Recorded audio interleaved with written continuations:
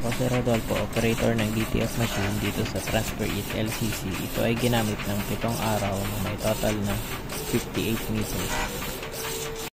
Ang in-system label namin ay tama lang. Ang damper ay pinalitan noong September 19. Ang waste tank ay nilinis nung isang araw. Ito ang ABR. Ito naman ang ground wire. Dito nakalagay ang stock namin ng unused ink, DTF powder, cleaning solution, at dito naman nakalagay ang stock ng DTF film. Dito nakalagay ang stock ng used ink. Ito naman po ang list ng nagamit sa CMYK, white, black,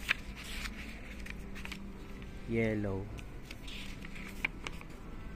cyan, magenta,